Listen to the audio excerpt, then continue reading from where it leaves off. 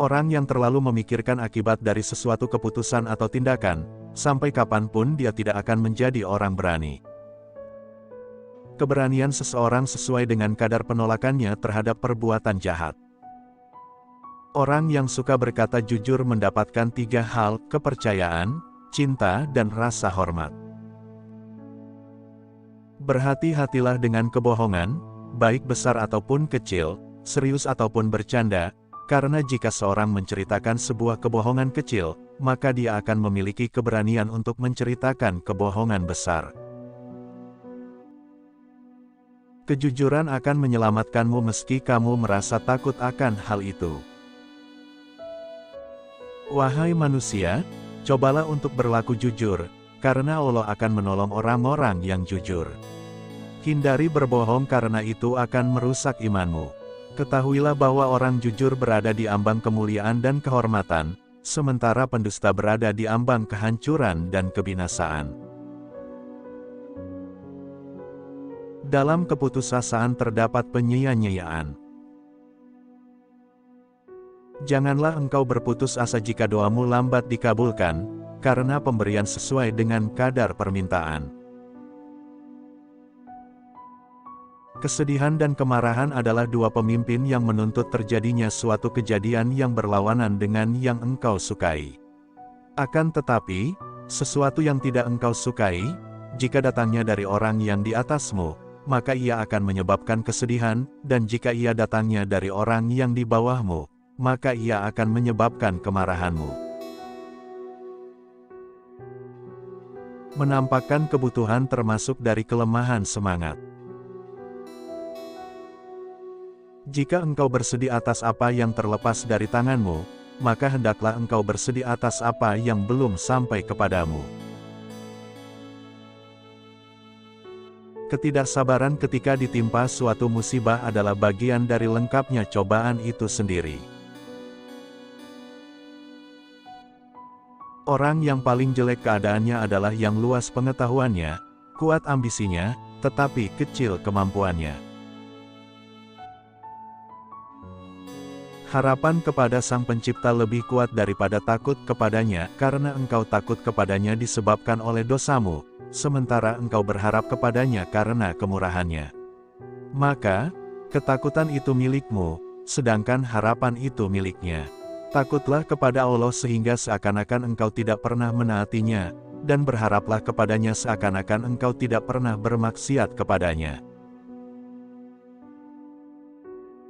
Sungguh mengherankan, orang yang takut pada siksaan seorang penguasa, padahal siksaan itu pendek masanya, sementara dia tidak takut terhadap siksa Allah yang Maha Kuasa, padahal siksanya terus berkelanjutan kekal.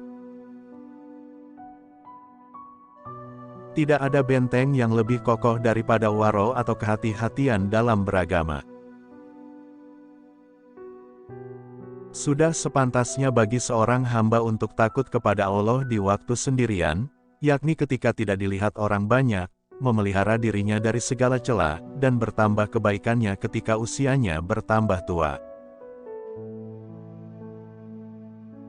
Takutlah kepada Allah di waktu sendirimu, niscaya Dia akan menjauhkan dirimu dari segala hal yang membahayakanmu. Barang siapa yang takut kepada Allah, niscaya akan takut kepadanya segala sesuatu. Kemuliaan adalah dengan akal dan adab, bukan dengan asal-usul dan keturunan. Tidak ada kemuliaan bersama adab yang buruk. Kemuliaan adalah meyakini kematian bahwasanya ia berada di leher manusia. Kemuliaan berkaitan dengan kekecewaan, malu dengan tidak mendapatkan sesuatu, dan kesempatan berjalan seperti jalannya awan, maka cepat-cepatlah engkau ambil semua kesempatan yang baik. Tidak ada keimanan yang nilainya lebih besar seperti malu dan sabar. Begitu agung Al-Khaliq dalam hati mereka sehingga segala sesuatu selainnya adalah kecil di mata mereka.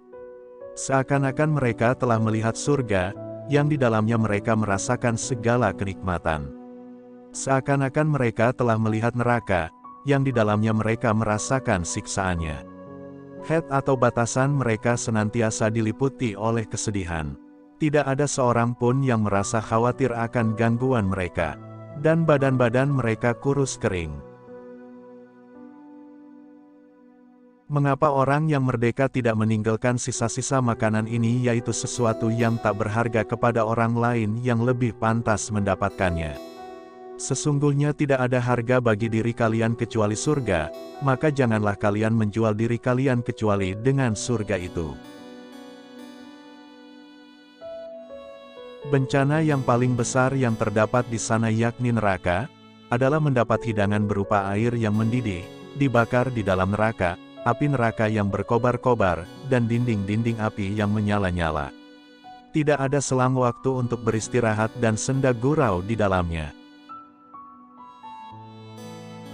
Cukuplah surga sebagai pahala dan anugerah, dan cukup pula neraka sebagai siksa dan bencana. Sungguh, aku belum pernah melihat orang yang menginginkan sesuatu tetapi tidur, sebagaimana orang yang menginginkan surga. Dan belum pernah pula aku melihat orang yang takut sesuatu tetapi tidak lari melainkan justru tidur, sebagaimana orang yang takut akan neraka.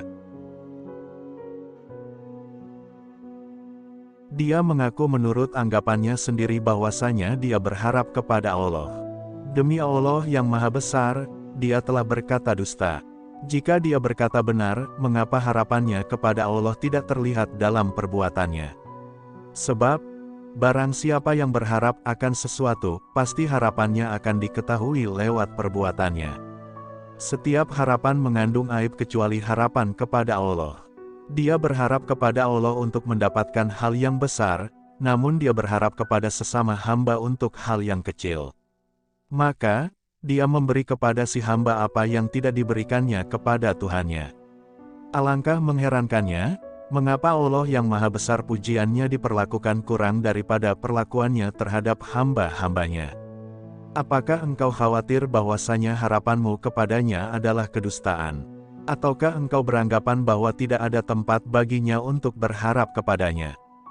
Demikian pula jika dia merasa takut kepada salah seorang hamba, dia lebih takut kepada orang itu daripada kepada Tuhannya. Maka, dia membayar ketakutan kepada si hamba dengan pembayaran tunai, sementara dia membayar ketakutannya kepada Tuhannya dengan janji-janji yang selalu ditunda. Dan demikian pula bila dunia ini menjadi besar dalam pandangannya dan menempati porsi yang besar dalam hatinya, niscaya dia akan lebih mengutamakannya daripada Allah, lalu dia pun akan mencurahkan segala pikirannya kepadanya dan menjadi hamba baginya.